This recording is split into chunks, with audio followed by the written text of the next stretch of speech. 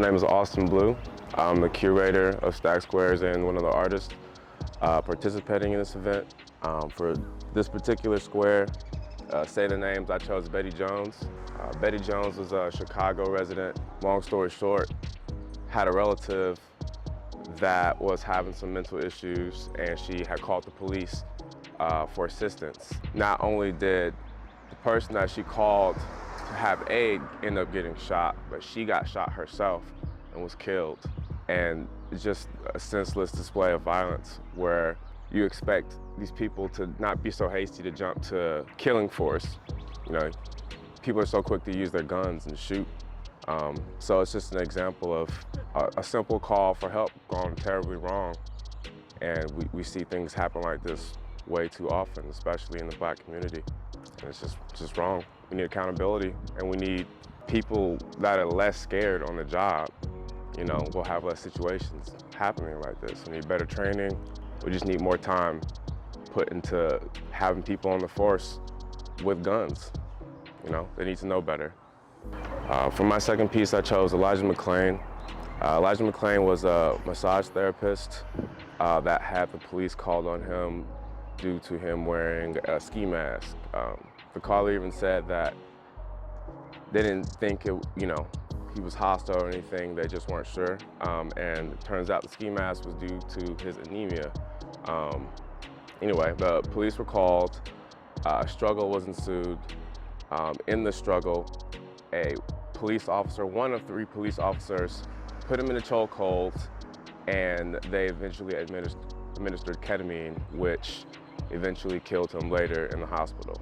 Where do I start? You know, from the very beginning. There shouldn't have been a struggle. They shouldn't have grabbed him. You know, so many ways this went wrong, and it's just makes you wonder if it would have played out the same way had it been, you know, a white individual or.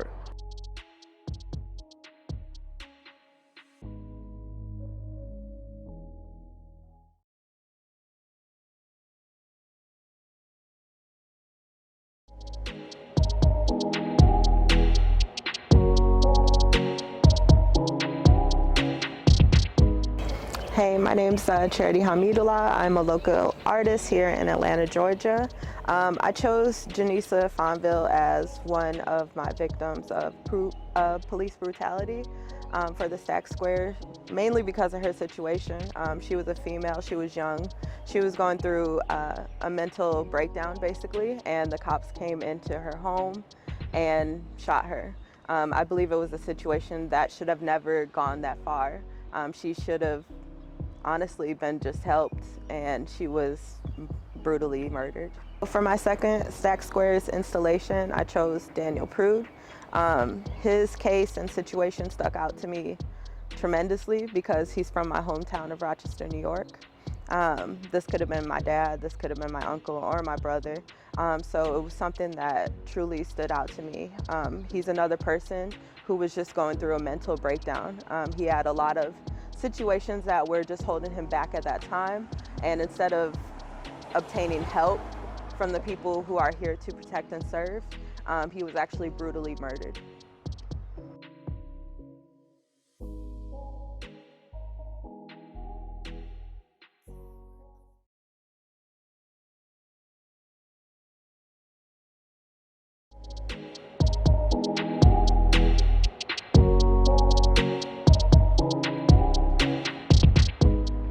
What's up, good peoples? It's C Flux Sing, Flux Wonder Back, Craig Flux Singleton, representing for brother Alton Sterling.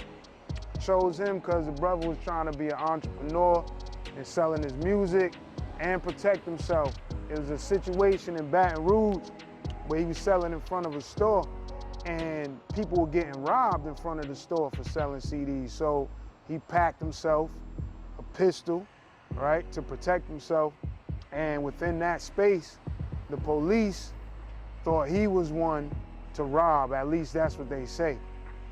And they patted him down and all that, said he tried to go for a gun and they killed him. All right, but the brother was just out there trying to do his hustle, make his living. He had permission to sell in front of the store. And it was just an unfortunate case of what constantly goes on. So I wanted to represent that. All right, the second piece that I did was of Katherine Johnson, and which was really my first choice. Why? Because I'm connected to an organization called the FTP Movement, and they covered this story. They helped with the process of trying to bring justice to the police that murdered her. Katherine Johnson was a 92-year-old woman in Northwest Atlanta who the police had a no-knock warrant and basically barged into her house.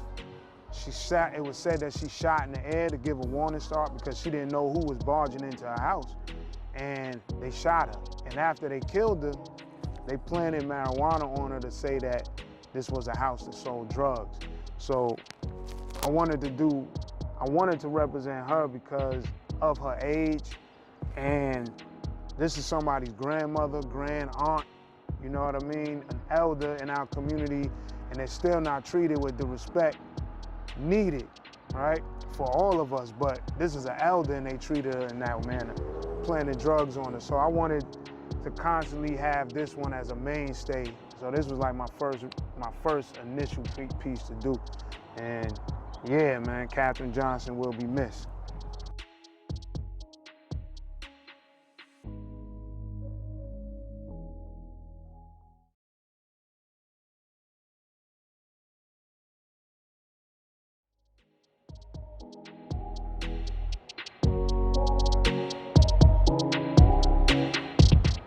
Hi, I'm Sashi Rome. I'm here in Atlanta, Georgia.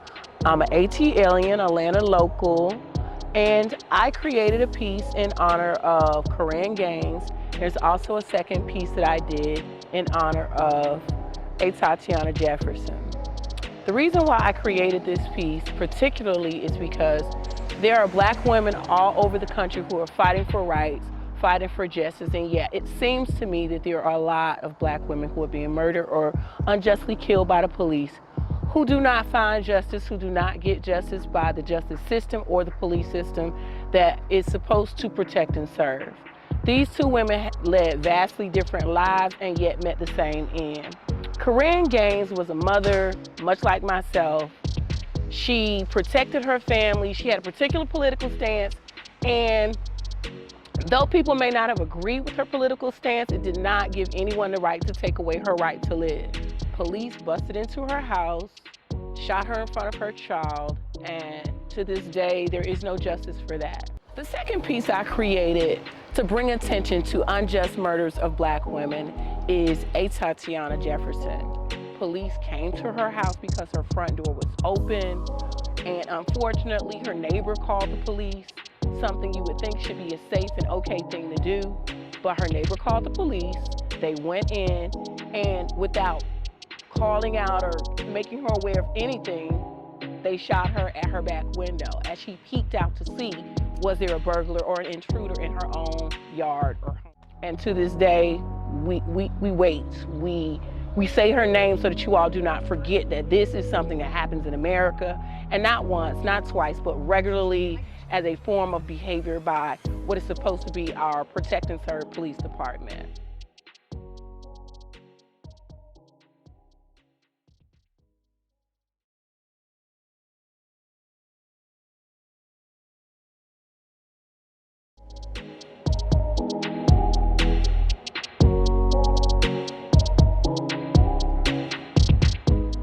I'm Sofa Hood. I'm a local artist here in Atlanta, and I decided to do Rayshard Brooks for my part in Stack Squares. Rayshard Brooks was actually killed here in Atlanta, just down the street. About maybe last summer, he was killed in the Wendy's drive-thru. He's the reason why the city was on fire again last year in protest. So I think one thing that stood out to me about Rayshard's story is just how senseless the killing was. You know, there are so many different directions that the interaction could have gone, and it just went the most violent, detrimental way possible. And I think also on top of that, you know, there are videos that have come out of Rayshard talking about police brutality, and I think that there's something very discomforting about the fact that he was so aware of the fact that he could be a victim at any moment, and then he was. So that really spoke to me. So I chose Ayanna Jones for my second portrait here at Stack Squares because this was another murder that really stood out to me, just again because of the unnecessary amount of violence.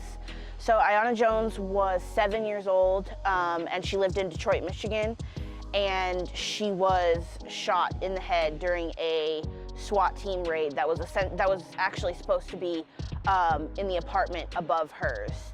And it just made no sense to me how a grown man can be mistaken for a 7-year-old girl, and how it could just be such a violent end to such a really, really young life.